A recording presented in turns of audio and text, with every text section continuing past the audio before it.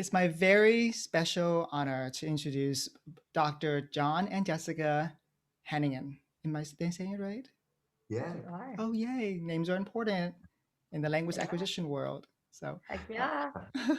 you just both co authored a book with Corwin, and it's called SEL from a Distance Tools and Processes for Anytime, Anywhere. And that's truly, when I saw that book, I was looking for something. I was looking at Dr. Fisher and Nancy Fraze and John Hattie's book. And then I saw this come up because Corwin has a SEL, has a series on distance learning. And I said, oh, wait, they just came up with this book? Okay, I need them on the podcast. And then and then I tweeted about it, like asking you to come on. And then there were several people who were like, when are they coming on? When can I listen to this podcast? We're already waiting for this. And so we are so grateful that you're here and written and taking the time to speed write the book with intention. Right? Yeah. Speed publish, really. Yeah. So welcome. Can you introduce yourself to us, to the audience? To the audience. Hi, I'm John Hannigan in my 18th year in education, and I'm currently a leadership coach out at the county office down in Fresno, California. And hi, I'm Jessica Hannigan. I originally started off in the school psychology world, so very interested in the psychology of behavior and social emotional learning. Eventually, got into the administrator role at a school site and district office level, and now I'm a professor. So my goal is to make sure I get to any school administrator prior to them becoming a school administrator, so they understand how important behavior and social emotional learning is, just as much as academics. That's a really wonderful place to start. I think there it's almost like a divided field in education. There are people that say like, yes, teach this. And there are others like, no, I have no time. This is my job is not to teach this. I went to school to teach content and process. This is not what I have to do. So how would you convince them of that? Well, I guess to not to quote Dr. Phil, but how's that working out for you? And that's the thing that we hear a lot is, well, it's the parents' job. Parents' job's to teach them how to behave, Yes. not ours. But I think we can all agree that these skills aren't acquired through just simple genetics. That these students are coming into our classrooms with their parents' best effort of saying, here's my baby and here's my best effort at teaching them these skills. So if they're lacking those skills, if not us, then who? Right. So Right. it's up to us to teach them those skills. Right. And just to add to that, we're teaching a whole child. We're teaching a whole child, not just a content area. And so the reason why we really urgently wrote this book is because now more than ever, it was clear how critical these social emotional learning skills were to any kind of education happening. So we started seeing, even more an increase in anxiety, depression, excessive stress, lack of engagement, missing in action, students 1 out of 4 not even engaged or logging in any type of school for Right. months. Right. And so it made it really clear for this case that, look, if you don't have this, and if the kids don't feel safe, loved, connected, then you're not getting to your content. Right. Because they can choose not to click. Mhm. Absolutely. And I think with this pandemic, what it's allowed us to do is, I think, because it has been, well, it's not my job to teach SEL, or it hasn't seemed to be an importance, or it was just like a little block of time on Fridays, or some other, where we thought SEL was. But this pandemic has all put us right smack dab in the middle of it, where we're trying to teach through a distance platform, while being my own child's teacher, while trying to teach, and so all of us are in the red as far as maxed out emotionally, just drained, just exhausted, where I think for the first time in history, everyone in the world is all in the same boat. So it's not just the kids, it's the adults, and we're all experiencing it together. And that's where at least in our nation's history, like when there was like Hurricane Katrina, Yes. we all empathized with those in the, in the New Orleans area. Yes, that's right. But this is the first time like we're all experiencing this trauma together. And so I think now it's led to that call to arms. It's the number one thing that we get called for in supporting students, social emotional, not just the kids, but for the adults too. How can we support ourselves and each other? What are you hearing? Because I know you're so connected to the field, and I know you just told us that you had conferences before we started recording. You've had conferences throughout the week. What is the trend? What are people saying about SEL right now that you've noticed that you have to address a lot? Well, do you want to go ahead? Go ahead. Well, definitely it's a need. Yes. However, what we are hearing is that people are so overwhelmed. Yes. They're so stressed. They're so overwhelmed, and they don't know where to begin. And that's exactly why we wrote this book. And like you said, and we had a great team with us who was also passionate about this work, who really helped us make sure to get this finished in a timely fashion. But we wrote this so educators could literally pick it up and know where to begin. And then from there, of course, we want them to innovate and continue growing. But at least right now, during this time, that some of this hard work was researched, created, tried, and tested for them so they could start right away. Oh, that's And I think what it's also allowed us to do as well is by seeing these behaviors from our students that I think the old stigma on SEL was that it was like deep breathing exercises or mindfulness or different things like that, which I mean it plays a role, but that's not entirely it. But I think now when we're starting to see those behaviors from our students, so we'll just basically say, so teachers, like what are you seeing from your students? Well, I mean, they're not logging in, or the lack of motivation, yes. the lack of engagement, organizational skills. So all these things that they're complaining about, it's like, okay, well, those are organizational skills, self-motivation, self-discipline. So these are all SEL skills. Yes. And so sometimes when we think of SEL, we think of behavior, like disruptive behaviors and students lacking kind of those kind of impulse control and things like that. But I think what this pandemic has kind of done is allowed us to see them in the form of academic behaviors Yes. that are still part of social emotional learning. Right. And so that's where, with the tools that we've outlined in the book, where when we see like a student, their inability to stay organized, that we're providing some of those tools, or their ability to self-monitor, to be able to prioritize their tasks for the week and provide a template or a tool that'll allow them to really monitor their own learning, which is a skill. Right. And if I could add one thing to that, what we have done is created a way that teachers could identify one area of focus to start, because everyone is so overwhelmed. There's so much to this. You're not going to teach all the SEL competencies and all their deconstructed components in a couple weeks. You need to, just like with our own kids, it's going to be something that you are teaching on an ongoing basis. So this helps them just kind of prioritize and think about, okay, where do I begin? And then here's some tools and processes that are ready made for me. And then within this cycle, I'm really thinking about, is this helping my students or not in this one area? And then we're happy to share some stories too. Yes, we would love to have some stories. Could you share some stories of what's that like? Yeah, like one story, well, a couple just came to mind already, but one story right at the beginning of the pandemic was, a school we were working with, and these teachers were like everybody else, tired, exhausted, frustrated. And as we took a look at their perception data and really kind of brought it back to, okay, let's see how many students are not logging on. Let's also gauge how many are engaged when they're logging on? Because just because they logged on does not mean they're engaged, as we all know as adults as well.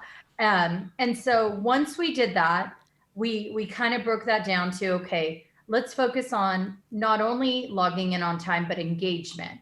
Let's define what that looks like for us. And at this school, it had gone down their engagement level based on teacher perception and work completion had gone down from like normally 80-85%, per classroom, to 50-60% at best. And so we knew that was a baseline. We knew there was a need to re-clarify what our expectations were, how we were going to get student voice in these expectations of a virtual learning environment, and then taught them some self-monitoring skills. So how do you prioritize in this setting? How do you think about your thinking? What's preventing you from completing these assignments or not? And it also had the teachers reflecting on what kind of assignments they were giving.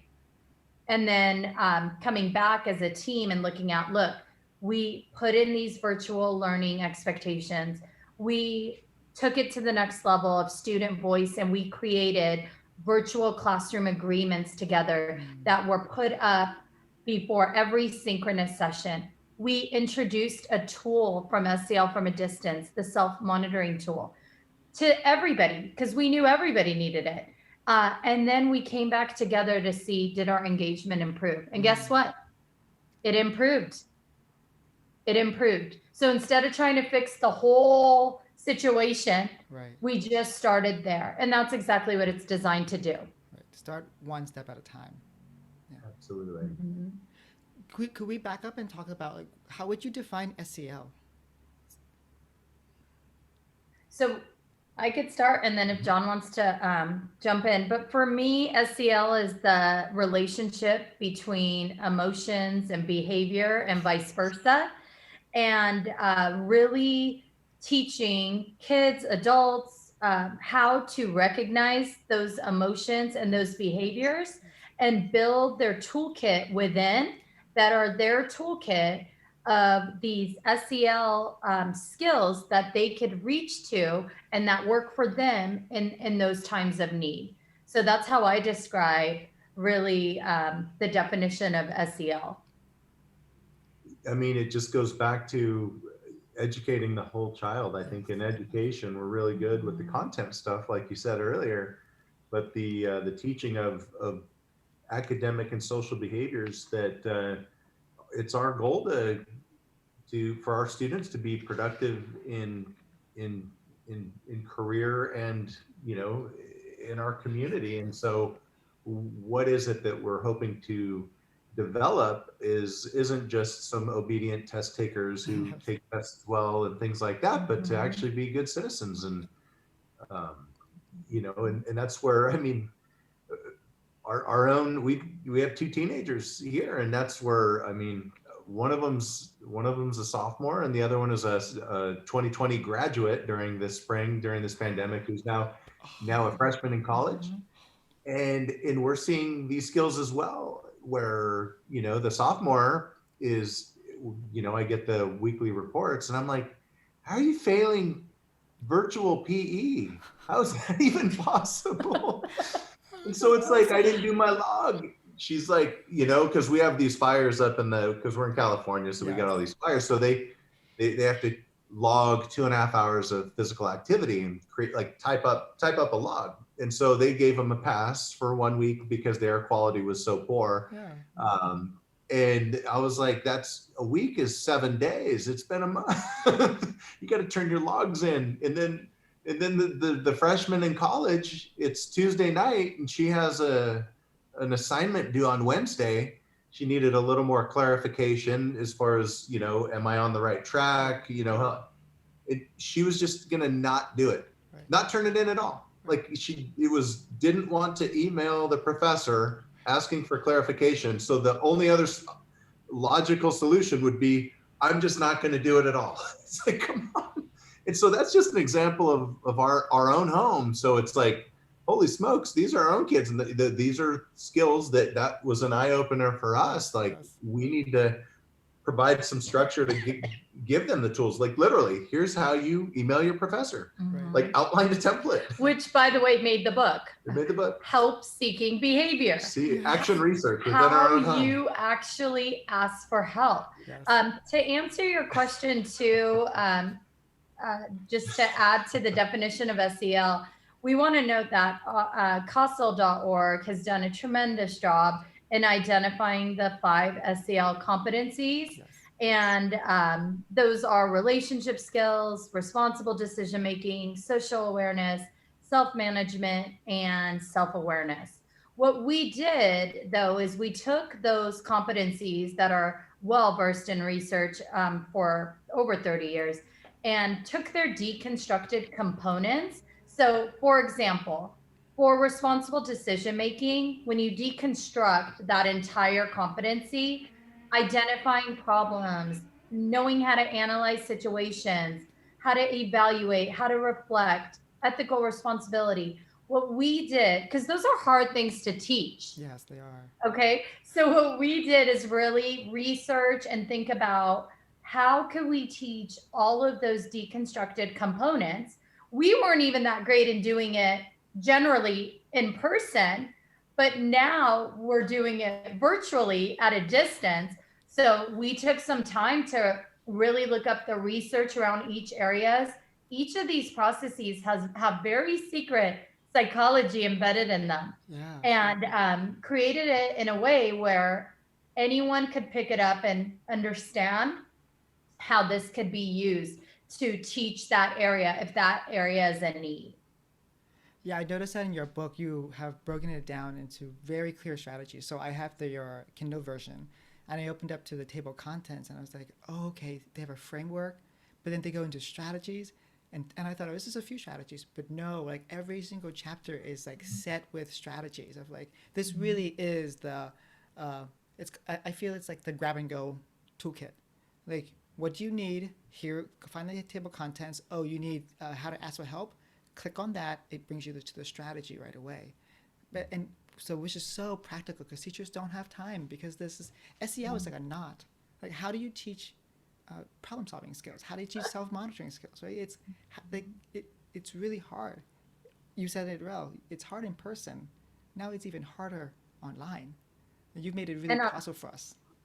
And on top of that, we're really good as humans at identifying what's wrong or what the students are doing wrong, but identifying what is mastery then, how are we turning that narrative into, if this is our focus area, this is what we're teaching, how do we know if our students mastered it or not? Right.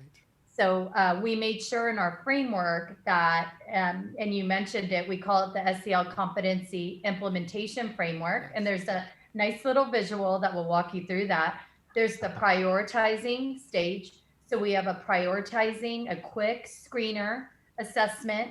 It's a forced rating. So it requires you to just kind of hone in. And then going into mastery.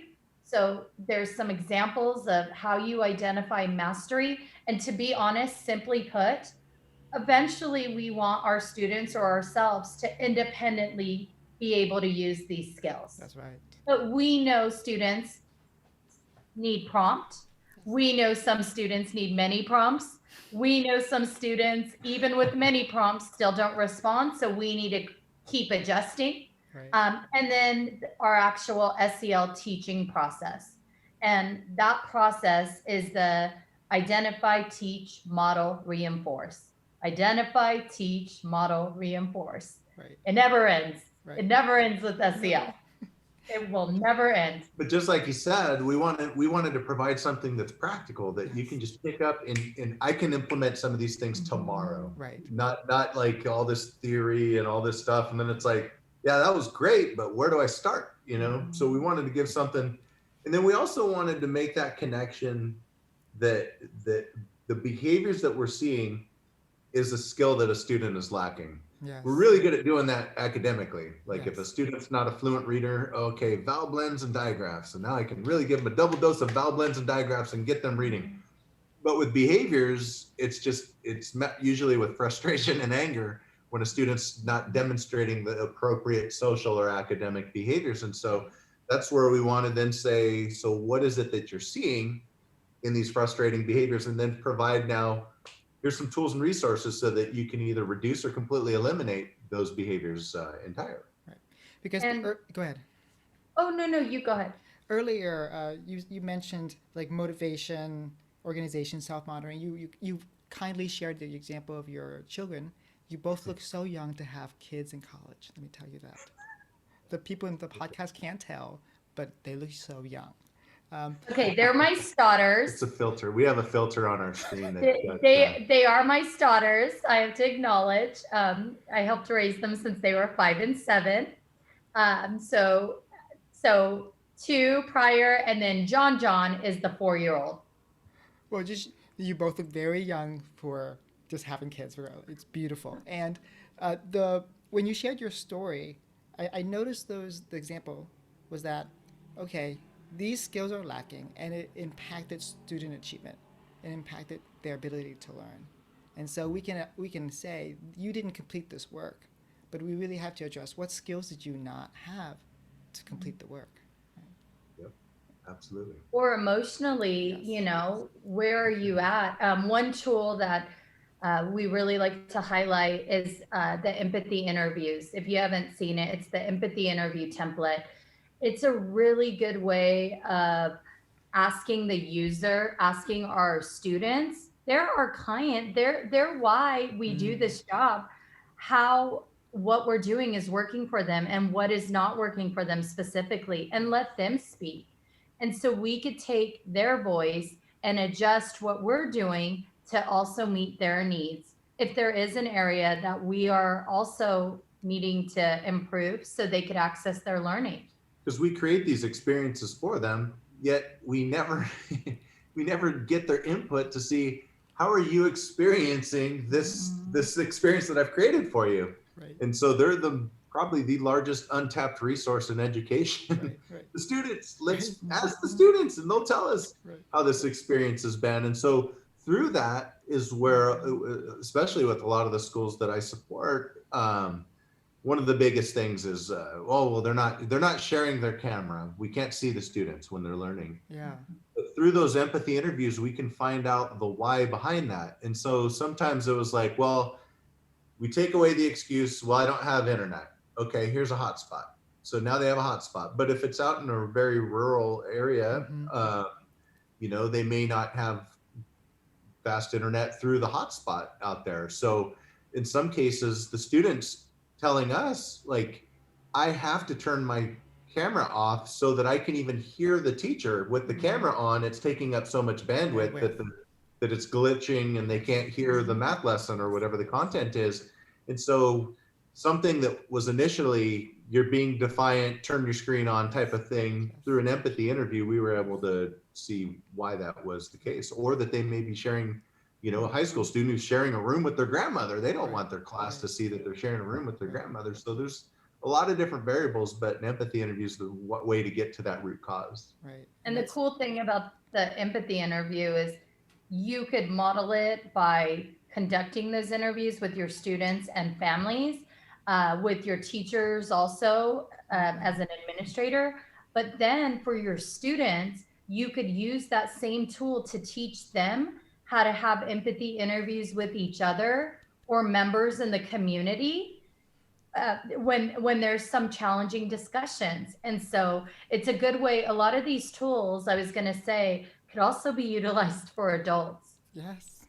And to say empathy, that means I'm putting myself in the student's lens, seeking to understand, not just interrogating them. Why weren't you sharing your screen, or why weren't you logging on? Where have you met a teacher? A student's going to shut down. A student will shut down. So an empathy interview would be an open-ended question, Right. or encourage story. Like, tell me about a time in class where something went really well with technology, or so where it didn't go very well. But we want to stay away from those, those questions that can be answered within a simple word, Yes. or things like that. You want it to be open-ended, and creating that safe space for that student because you really want to put yourself in their perspective to really seek to understand their experience.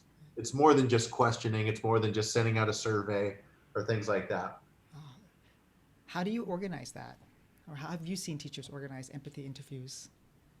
Couple ways I've seen is just kind of setting a goal for yourself. And one teacher we were just working with, well, a school, so they decided as a school leadership team and then went back to their staff and they agreed that this was okay. What they decided is kind of a goal. Okay, so every teacher is going to conduct 2 to 3 empathy interviews a week. Let's just, this was just this school. And what they decided is that during asynchronous time, they could pool a couple students a week. You know, if students are doing asynchronous work, they could pool a couple students just to get that perception data from the students. They also decided that the admin team was going to be contacting at least 2 to 3 families a week and conducting empathy interviews of how's it going with learning, how can we support you, what do you need, and then letting them talk. And then together as a staff, they bring together, okay, here's some things that we're hearing that are some commonalities, here's what we could go do about it. And then also letting those kids and those families know, we heard you. Yeah. And here are some things that we are doing to help support you because of your input. Right. I already love the empathy strategy because I wrote down that these strategies are for teachers, but these strategies can become tools for students. Absolutely. Right. And I also say that the first, like the first couple chapters talk about the SEL framework, and it's for teachers and educators. But even if you're a parent or an adult who needs to practice any of these skills, you don't have to read those 2 chapters, and you could go right to, okay, let's go to self-motivation or self-image or problem solving. And you'll find tools and processes that you could also use for yourself. Right. And help with for your own kids. Exactly. Just like talking about the empathy interviews, because we're teaching kids that, hey, I just want to listen to you, and then I'm going to feed back what you said, instead of arguing with kids or saying or being defensive. We're training kids, because I always tell my kids that when I have an argument or disagreement with my partner, I've learned to say, I hear what you're saying. Is there anything more that you need to say?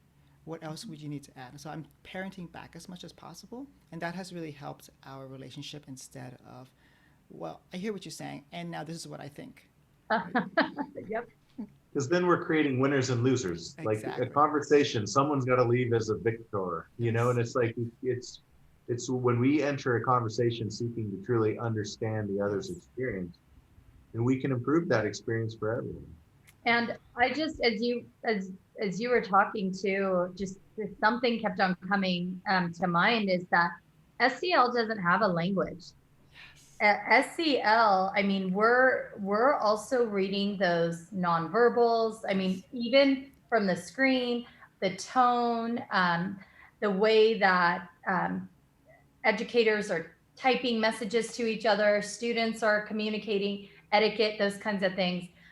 So it's so important for us to kind of be aware of how it impacts that whole mood, the whole climate, the culture, the relationship, which is so key right now. If you want your students to care enough about you and their education to, like you said, click.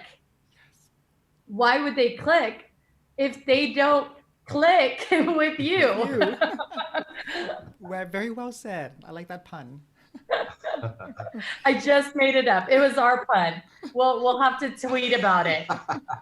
I could see you going through it, and I was like, okay, she's gonna say it. She's gonna say it. I did it. I was trying to work it in. I had to work it in. It was like a layup for you. And just so you know a little bit about me, I moved to the United States when I was almost 6 years old from Beirut, Lebanon.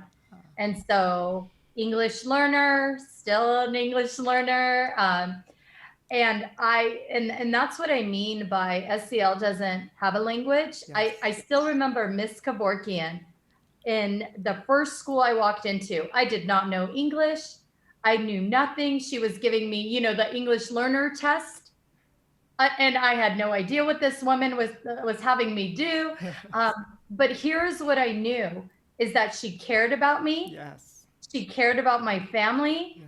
From that minute on, from my day one at school, I still remember her right now. Her name, Right. Miss Kevorkian, was who myself and my family went to Right. all the way through. Right.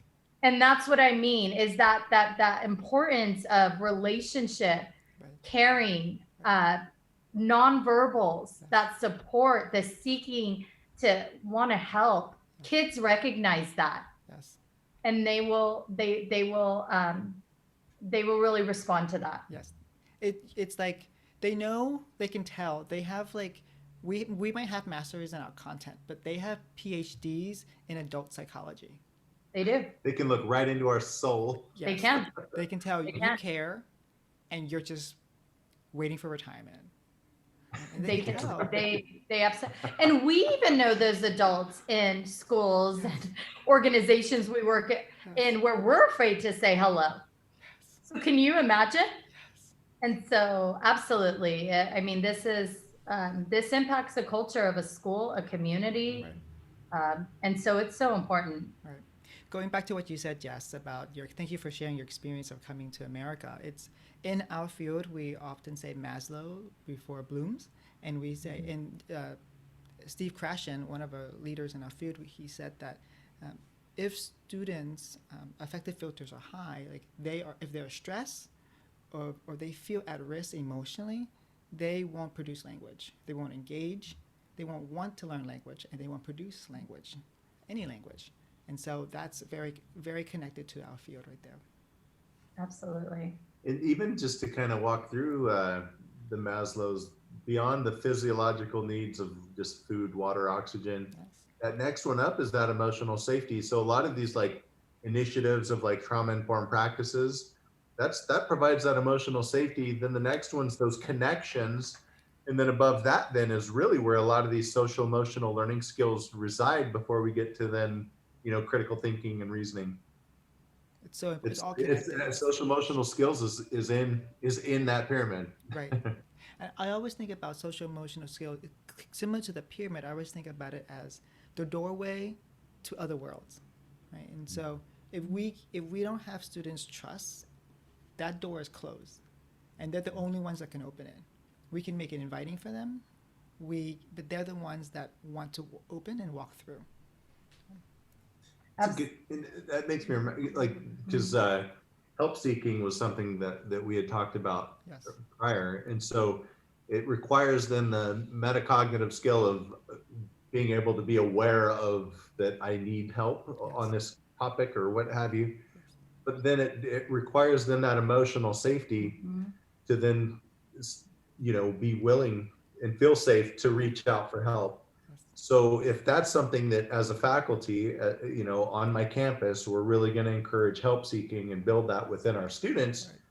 Yet in first period, that's what happens. But then in second period, it's met with, it was due on Wednesday. I've told you for a week, you know, and that student gets shut down. I've now guaranteed that they will never ask for help again. And so it's like you just said, it's a two-way street there. That you know, the student being willing, but then it also needs to be met with that love and support to build those skills. I'd also like to add that if the administrators in the room are not modeling these same behaviors and creating a social emotional safe environment for our staff and teachers, Exactly.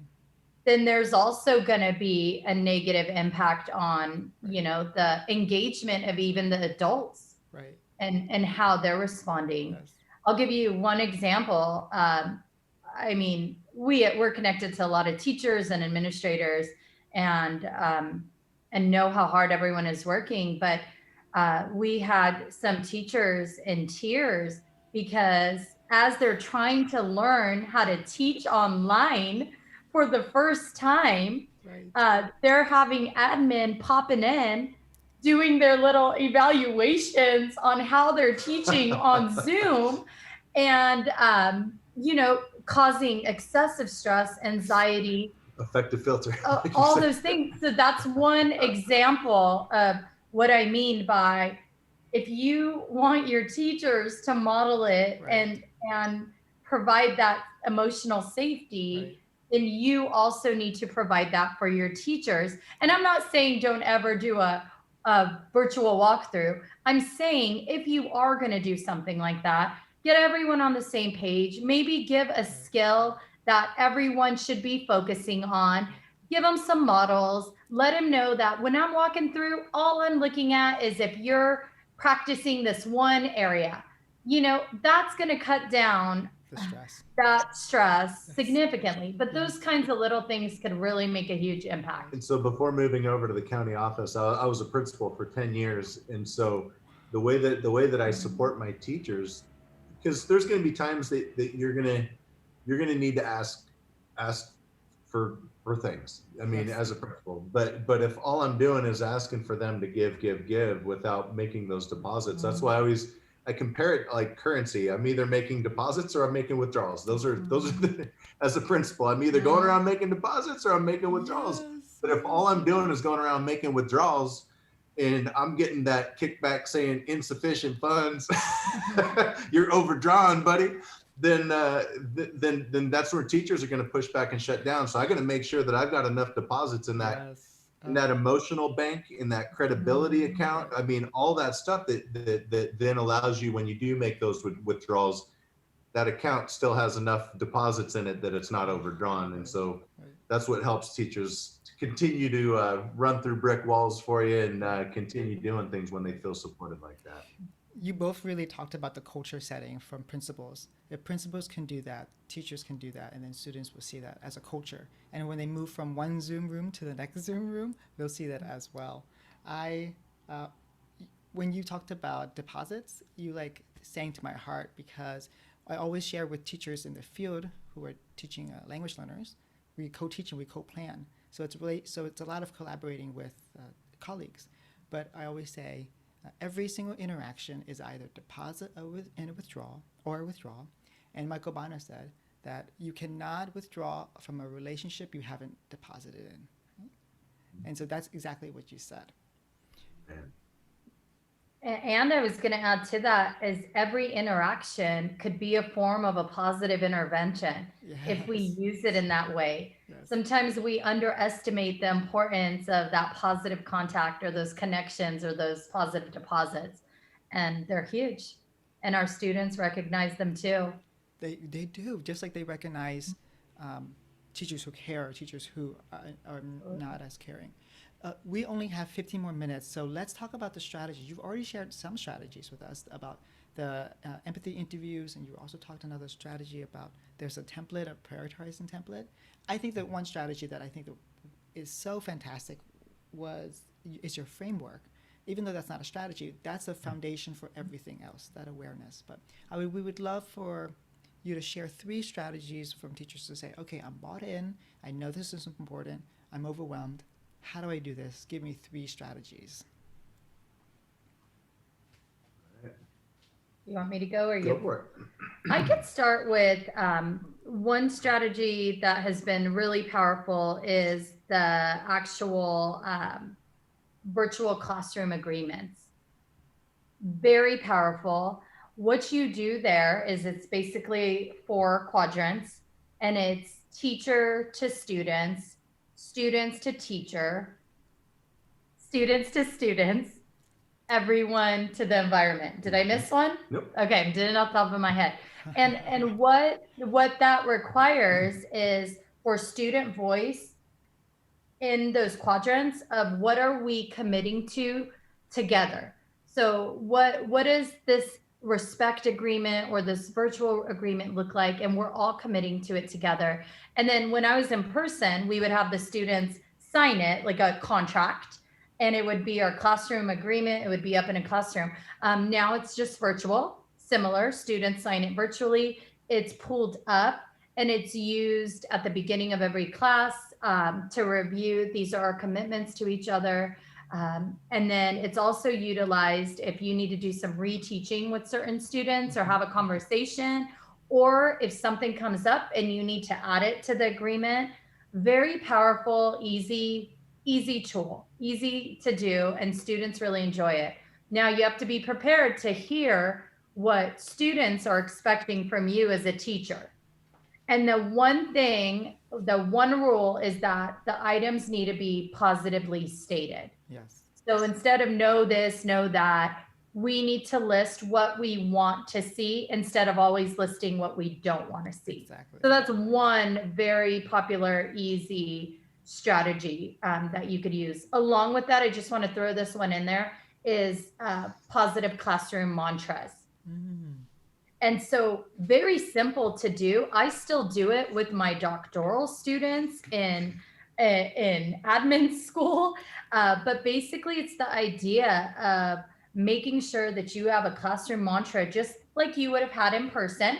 As students are walking here, you are welcomed, you are loved. Yes. This is your classroom. Yes. Those kinds of very positive affirmation statements or mantras, and that's revisited at the beginning of every class. So very simple to do. You could even have the mantra in back of you, you know, as your backdrop as Yes. students are walking in or virtually coming in, logging in. And so that would fall under the relationship building. The relationship skills would be where that one is targeted.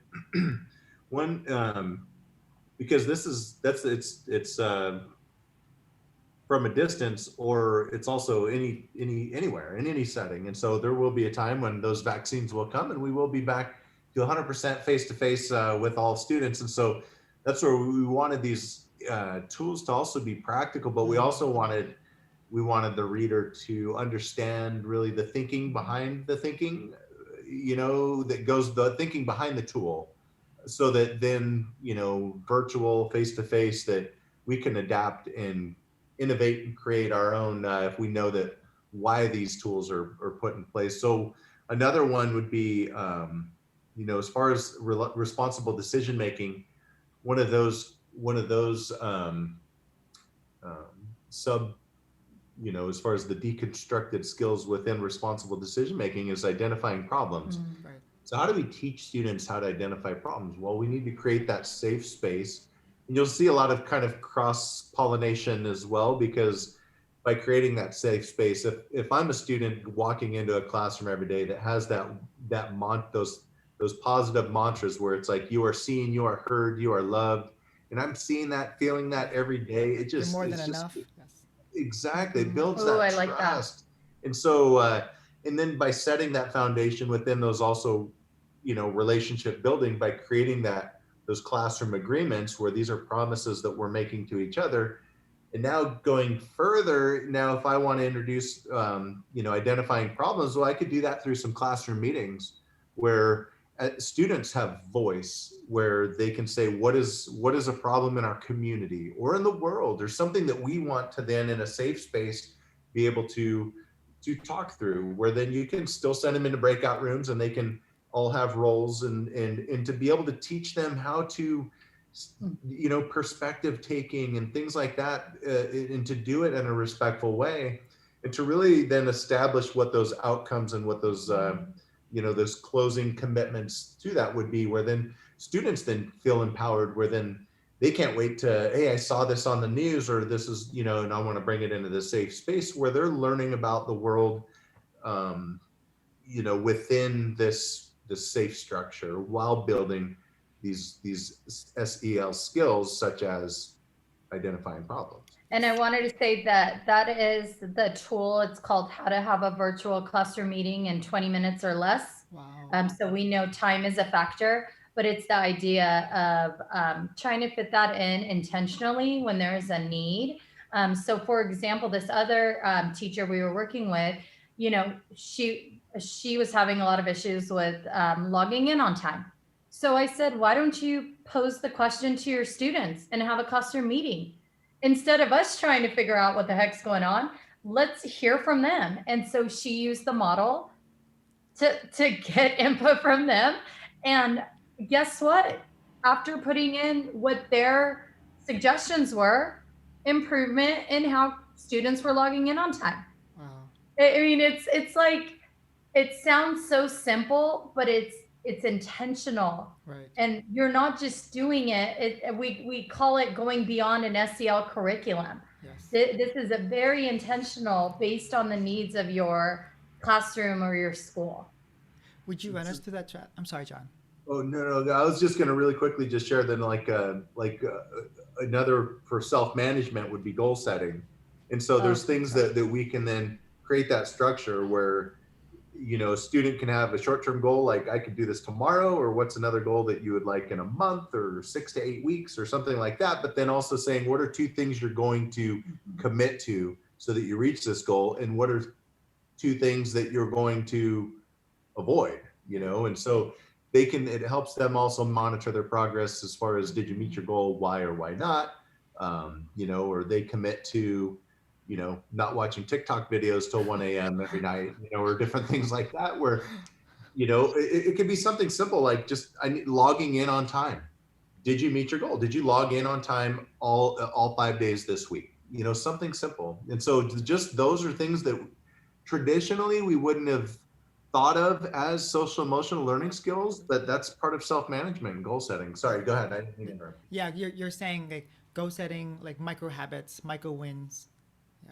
Mm-hmm. It's funny because that teacher, one of those teachers that we were working with, said we're using this tool for ourselves because there's so much going on. Yes. Let's try to kind of really learn how to, you know, let's prioritize. Yes. You know, yes. The skill of prioritizing comes natural to some of us, not to everyone. We have to teach it. Yeah, sometimes it's Saturday or Sunday and you're looking at all the things you have to do this week. It could be very overwhelming. And so a lot of these tools could be applied to adults as well, where it's like, okay, you know, you're not going to get everything off your plate, but I can cross off all the things I did on Monday and create a new list on Tuesday and then cross them all off at the end of the, you know, and so like you said, one step at a time, baby steps. How do you run that 20-minute classroom meeting? What does that look like? So there's a template in the book also for you. There's 4 main steps. Basically, the first step as a teacher is just thinking about what's that area you're going to focus on? What's the question that you're going to pose? Then the second step is whole class. Yeah. So posing that question, building some context. Now, you could either predetermine a question or have students develop the question that they think is important, okay? The next step is breakout rooms.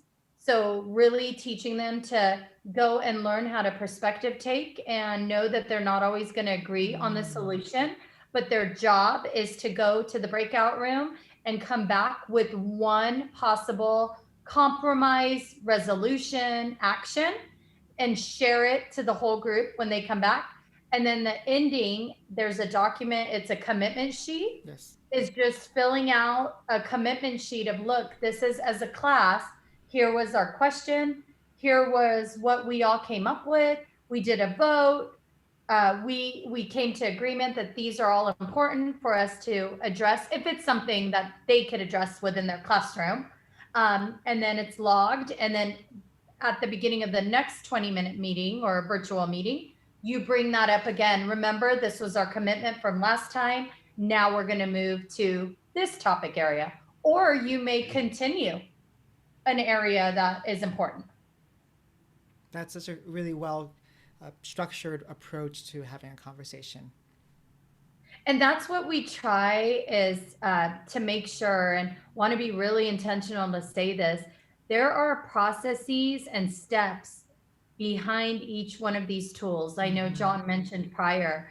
And this is not just you could just buy it off of like a tool like teachers make for teacher. It's great. Those are great. But this is the processing behind those tools and actual competencies. Right. And so that's really important. And it doesn't mean that you can't innovate. Like if you want to tweak something, it doesn't mean you can't tweak it, but you just need to be intentional. If this is your outcome, this is your thinking behind it, and that's how you're going to make an impact. Yeah. And one other example for those classroom meetings is when I was a principal, I had a 3rd grade classroom come in.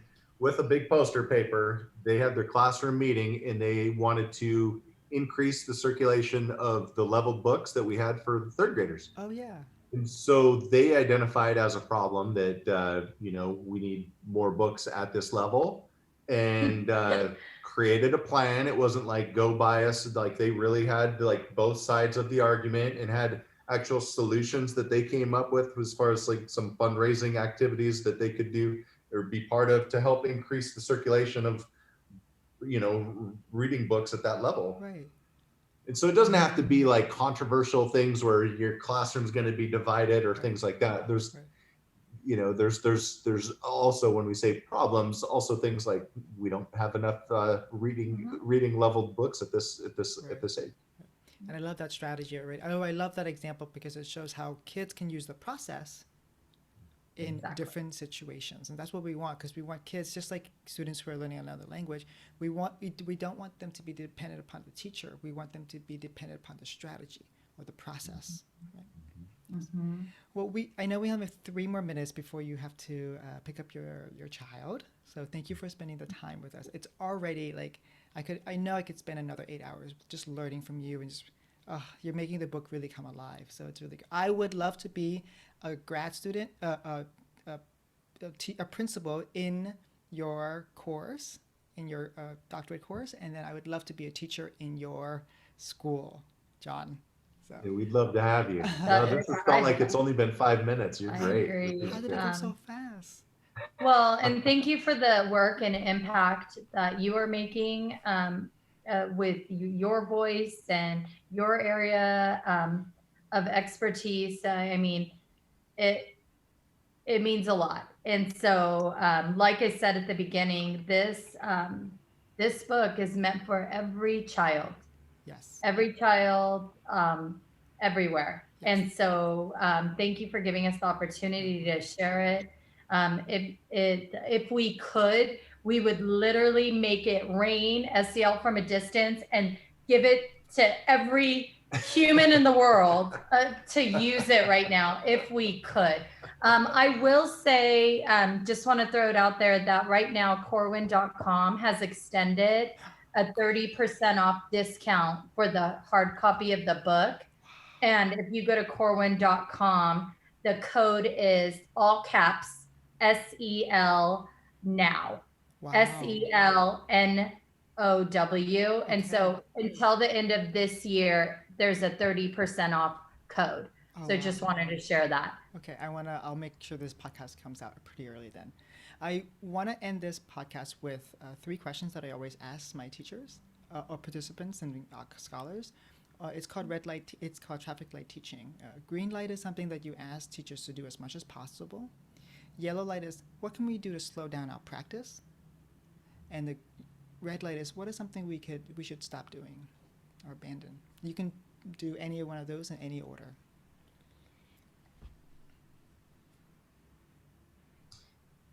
I'm going to say green light to love every one of these kids like they're our own. Yes. And stop, I would say the red light would be stop assuming or treating them all like they have the same experiences and backgrounds. That we need to treat them all as their own individual, um, you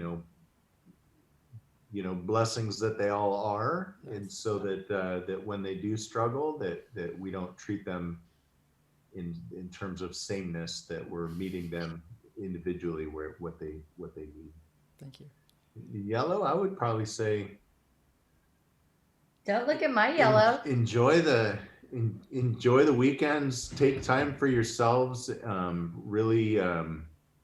Really disconnect. It's okay to not check your email, and really take time for yourselves, because you're no good to the students if you're not taking care of yourself. So Yes. you need to take care of yourself to be Well able said. to take care of those kiddos. Well said.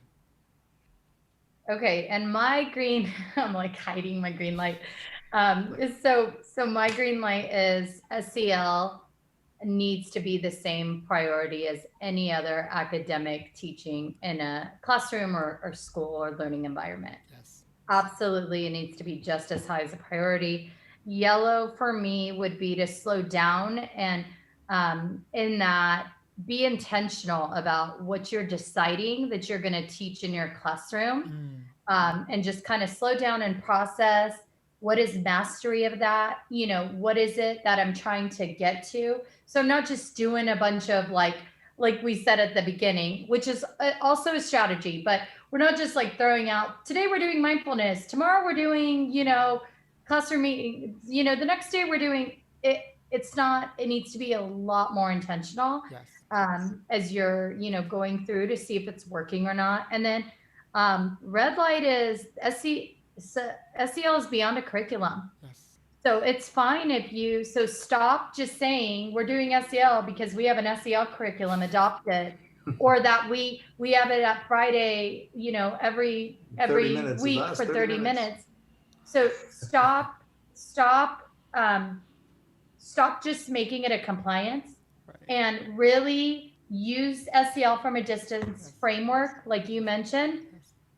to make sure that you're intentional about how that curriculum is being utilized. Yes. So it's okay, you might have a great curriculum, but let's be intentional about what we're identifying, what we're prioritizing, what's mastery, and then what we're teaching from that curricula, that is what our kids need. Yes. For example, some of the curricula may hit on empathy in March. Well, we may need empathy Now. based on our data Exactly. now. So we need to be very intentional, is what I mean by stopping and going beyond just a SEL curriculum. Right. I hear two words: intentional and integrated. Absolutely. And all day, just All- like yes. it should be for English language learners. Yes, exactly. Well, your book I know is written for during this time of distance learning, but really it is an evergreen book that should be in every teacher's hands when they start to learn how to work with students. So we're very grateful for the book, and I am so excited to share it with everyone else. So thank you so much. There's a quote that someone said, teachers are people are not afraid of change, they're only afraid of not being supported. And you are supporting teachers out there on how to do this. So thank you. Absolutely. And Thank can you. we bug you? Can we take a screenshot photo real quick? Yes. Okay, I'll have John do it. So we have it. Oh, I'll show the book. Okay, wait. Okay, 1, 2, 3. Did you smile? Do it again. I didn't smile. Well, you did that smile you get mad about when you do, like the Gottschalks. Oh, like I'm in a catalog with my mouth out, like open. Like, okay, here. Perfect. All right, we love it. We're cute together on a photo, us three. Yes. Look, you make it cute. That's why you two make it cute.